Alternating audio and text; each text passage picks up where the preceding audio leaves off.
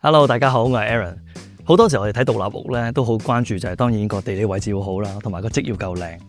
今日同大家咧分享一間咧就喺 Richmond 嘅 Garden City 區6房3廁嘅一間獨立屋。而呢間屋最特別咧，亦都係我最想同大家分享嘅咧，係住喺入面呢度嗰個嘅屋主。佢哋係由1987年咧睇住間屋起好搬入去，到而家足足住咗差唔多39年。咁其實過去呢40年咧喺 Richmond 咧好多區都發展得好快，好方便，但佢哋從來都冇諗過要搬走。主要佢哋有3個原因。第一個原因就係由呢間屋個位置揸車5分鐘就已經可以去到 Richmond Centre， 但其實呢一度咧呢個區咧好住宅區，一啲 high rise 都冇，就變咗你人口密度就好低，好舒服。第二樣嘢亦都係好難得嘅，喺 Richmond 佢係完全唔喺飛機航道下面，係冇飛機聲。第三，亦都係呢間屋嘅屋主咧最 value 嘅，就係所有嘢，小學、中學、日常嘅生活配套都只不過係步行5分鐘就可以去到啦。間屋嘅地址咧就係9280 Dayton Avenue， 塊地咧面積係4791尺，室內嘅面積咧差唔多有3000尺嘅，有成2978尺，係坐南向北。順便同大家講埋呢個交通同埋生活配套。如果你屋企有小朋友咧，由門口出發行路4分鐘就可以去到 Howard DeBeck Elementary， 行10分鐘咧就可以去到 Palmer Secondary， 即係由小學到中學，仔女都可以自己返學放學。做父母咧，其實連車都唔使揸嘅。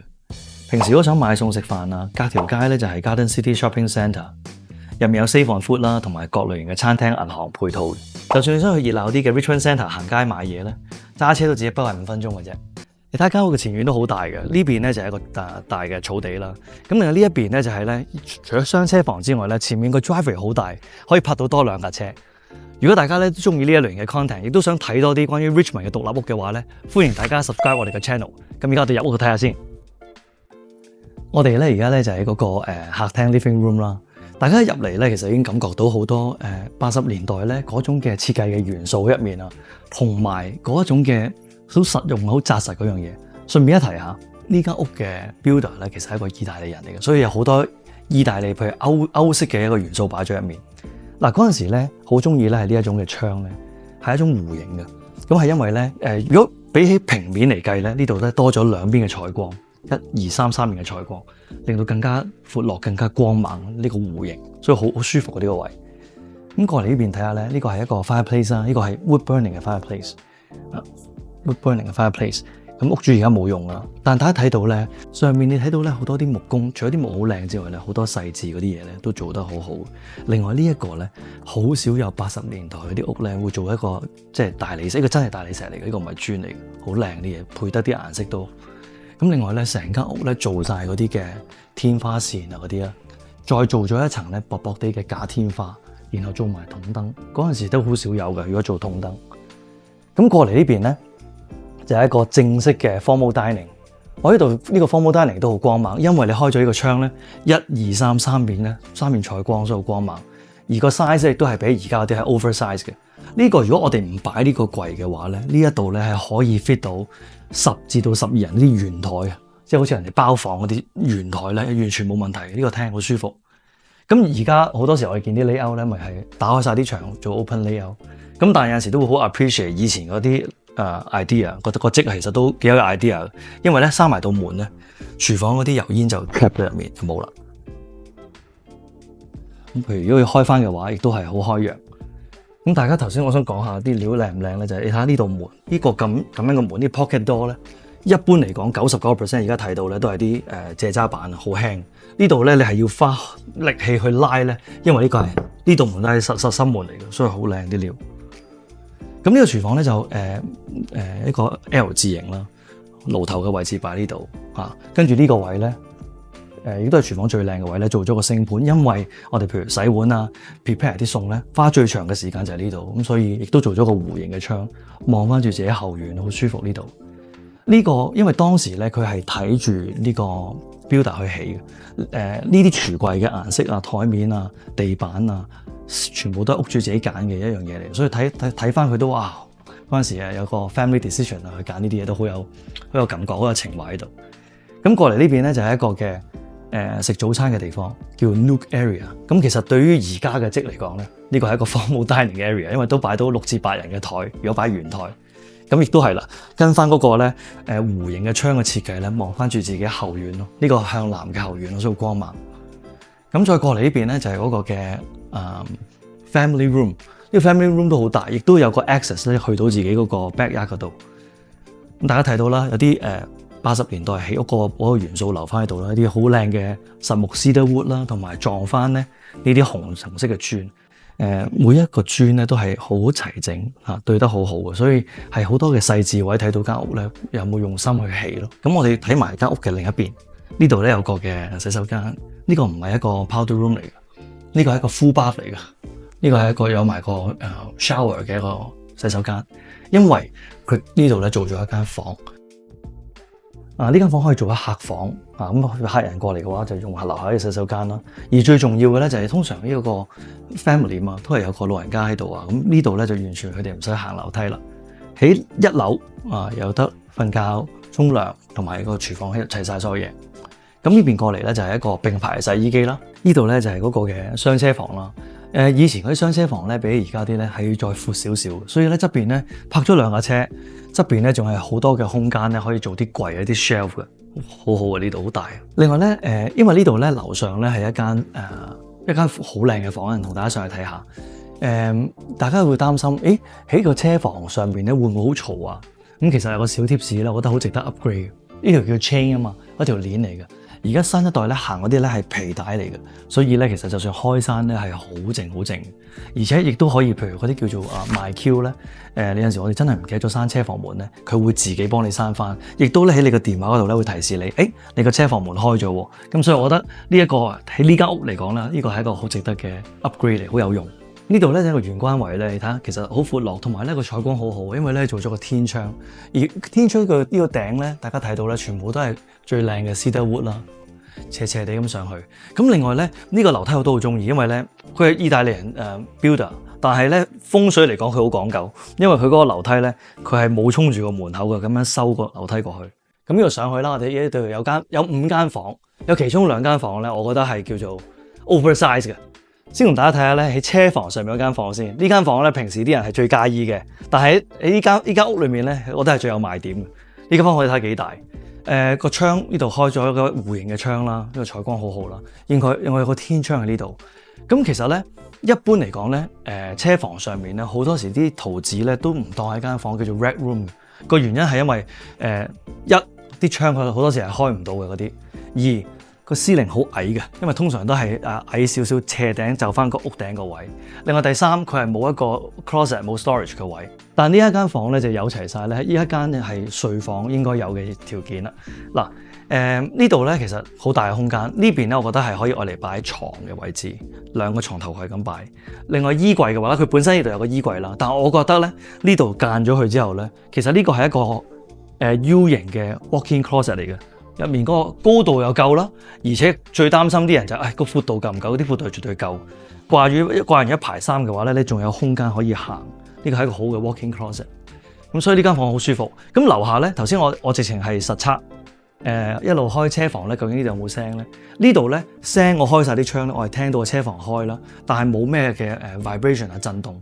如果係換埋嗰條嘅皮嘅鏈嘅話咧，我相信係完全聽唔到。呢間房係好適合做睡房嘅呢間。咁另外咧，主人房咧就喺另一邊。主人房又係啦，有個弧形嘅窗啦。呢間主人房係好大，因為主人房嘅 size 係24尺啊，乘以12尺。一般咧正常咧，如果擺到 king size 嘅床嗰啲房咧係10乘12啊嘛，即係其實係足足係2倍。你睇到呢度係好大呢度。嗱，呢個位置擺咗張 oversize 嘅 king bed 啦，2個床頭櫃啦，都仲有好多嘅空間呢度嚇。咁呢邊咧，佢咧就做咗個梳妝台嘅位，呢度梳妝台嘅位。另外呢邊咧亦都做咗個好深嘅 walk-in closet。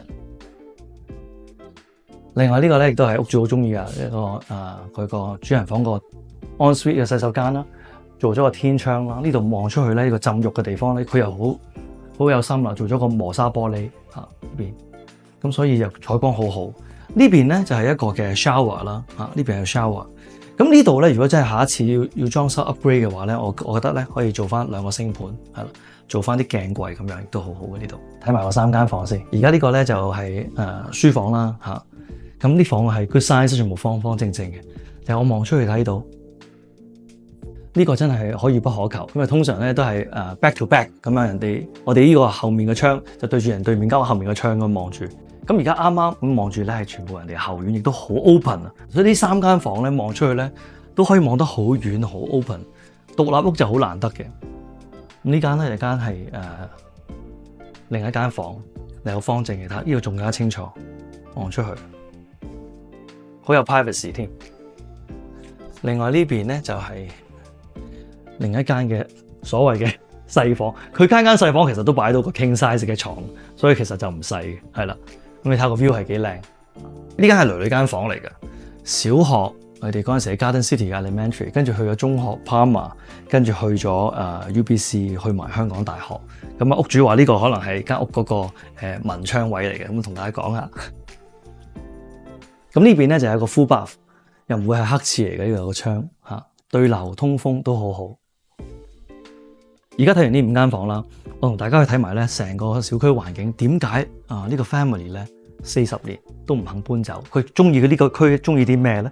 頭先揸車咧，而家我度揸2分鐘咧就過到呢個 Garden City Plaza 啦。呢個 mall 我真係好熟悉，因為樓上咧呢間公司咧 Sutton Seafair 咧就係我入行嘅第一間公司，我花咗7年嘅時間喺呢度，所以呢度我基本上好熟嘅。如果譬如話生活配套嘅話，隔離有間 Save on Food 啦 ，Shoppers Drug Mart， 食嘢先至一流。隔離我哋間旺記咧係咕嚕肉咧喺 Richmond 裏面數一數二出名嘅旺記，跟住有越南嘢啦、日本嘢啦。樓上嗰度咧有間酒樓嘅食點心，夜晚可以唱歌跳舞嘅，有 Church's Chicken 啦，有 Subway 啦，有間 A&W 食早餐嘅。咁平時一啲簡單嘅 service， 譬如話整電話、整鞋啊、保險啊、銀行啊，全部呢度都有晒。呢度仲有間咧係pet food 嘅地方，可以買寵物嗰啲日常用品，所以呢個 mall 好齊。咁講緊係揸車揸2分鐘啫，行路可能8至10分鐘到喺間屋嗰度行過嚟。但係如果真係唔夠嘅話，譬如揸遠少少，可以去到 Number 3 Road Richmond Centre 最中心最旺嗰個地方，嗰度真係乜都有晒啦咁都。啱啱同大家睇完呢間屋咧，參觀完呢間屋咧，呢間屋其實係1987年起嘅，到而家已經係39年。好多人睇完呢間屋咧，就會有一個好大嘅疑問，究竟我如果要翻新嘅話，我點翻新咧？我值唔值得做咧？喺呢度順便同大家分享下，我覺得有2樣嘢大家都可以參考下。第一就係嗰間屋嘅年份。有時啲屋咧，10零20年咧，如果愛嚟裝修咧，大翻新咧，啲嘢全部拆晒換過晒咧，有啲可惜。嗰種屋叫做半新不舊，咁啲屋有陣時太舊啦，70、80年嗰啲咧，可能嗰個有啲硬傷，可能有石面嘅問題，嗰個樓即係個 ceiling height 又可能比較矮，呢啲你花錢根本都改變唔到嘅，你又唔想做。因為第二樣嘢要考慮嘅因素就係究竟間屋嗰個積靚唔靚。因為積係好難改嗰啲嘢。另外就係話嗰間屋嗰個 structure 究竟係唔係結構上係好實淨、好 solid 嘅？咁呢個都有影響。因為如果間屋個 frame 做得唔夠靚嘅話，你入面再做得再翻新得再靚都冇用，因為啲嘢可能又唔直啊，又歪歪斜斜，又沉降嘅問題。咁有呢幾樣嘢都要可以值得考慮嘅。咁如果你問我覺得都好值得翻新。第一，因為佢個年份39年、40年，正正就係喺一個 sweet spot 啦。即係你啲嘢係啲嘢真係有 wear and tear 舊咯，outdate 咗咯，可以真係一個全部嘢翻新，你唔覺得可惜唔肉赤嘅。第二，意大利人起嗰啲嘢，頭先我睇到啦，所有嘢都係好 solid 好實淨，成個 frame 結構上冇聲嘅，成間屋行上行落啦，隔音亦都好好，叫 structurally sound，即係結構得好好。第三就係嗰個 layout， 有幾多間屋4000幾尺可以做到有成差唔多3000尺嘅實用面積。